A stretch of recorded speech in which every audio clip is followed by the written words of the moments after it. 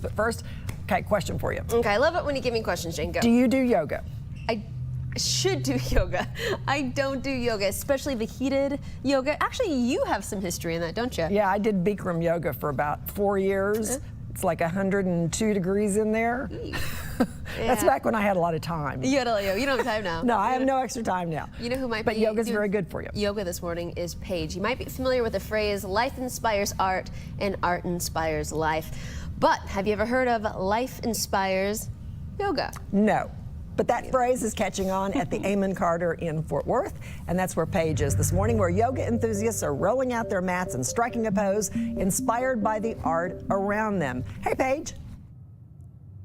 Hey, good morning to you and good morning, Texas. This is certainly not hot yoga, but it is yoga where you truly have inspiration that's surrounding you. I'm right here in the Museum District in Fort Worth, and I'm joined here by the lovely Miranda Davis. She has a wonderful class here, and you decided that the Amon Carter Museum of American Art would be an ideal spot for you to do yoga classes. Tell me more about that choice.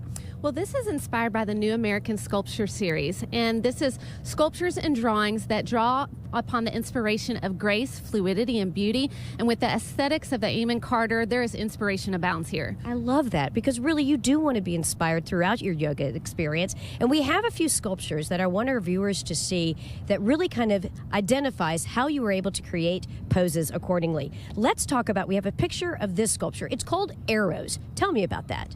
Arrows was inspired by Robert Laurent's Daphne, and what I loved about the sculpture is it looks like she's taking a big stretch to the sky. Very graceful, very fluid, and so as we notice here that the ladies who are modeling, they are finding a balance element, and that's what I thought when I looked at this. I thought balance, grace, and ease. But you know, Paige, sometimes the hardest thing with balance is what's going on in the mind, so they do a bunch of breath. This is called cleansing breath, pranayama, to help clear the mind so they can better balance. All right, well, let's also talk about the next sculpture. This one is called Acrobat. We have a picture of that sculpture as well. Talk about the artist behind this sculpture. This was Nautilman, and Nautilman's Acrobat actually was a woman balancing on her hands, as the viewers can see, and I thought that's not really easily accessible to most people who are practicing yoga. So how can I adapt that so that everyone who comes, all the participants, can easily practice? So you'll notice a lot of the ladies are modifying, and I want this to be something that everyone can do. The Acrobat element comes in when they actually flip the dog. And so I want us to think of our mind and our body as a blank canvas, and that you can be creating your own masterpiece. All right, we have a third sculpture as well. This one is called Woman Seated. We have a picture of that. Tell me about this artist and what was his inspiration when he created this work of art?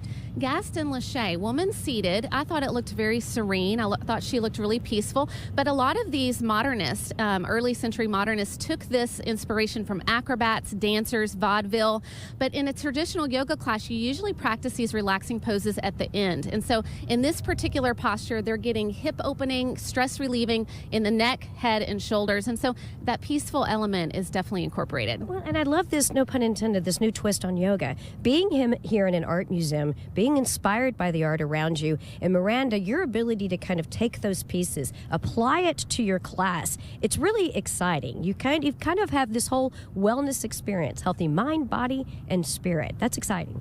I believe, Paige, that I'm in my element here. I love it. I feel so inspired. My background's in choreography and dance, and so these are one-of-a-kind yoga classes. You'll never get this experience anywhere else. And with the setting of Amon Carter, the inspiration, the beauty, we draw all these elements in, and you're going to have a wonderful time if you come and practice. Well, there's also more to see here at the Amon Carter Museum. Let me talk to Shirley Reese Hughes. Good morning to you. Good morning. Well, you have some other wonderful exhibits that are happening here, including one that's called Commanding Space. We have some video of this exhibit. Can you tell us more? Yes, it's Women Sculptors of Texas. They're all Texas-based.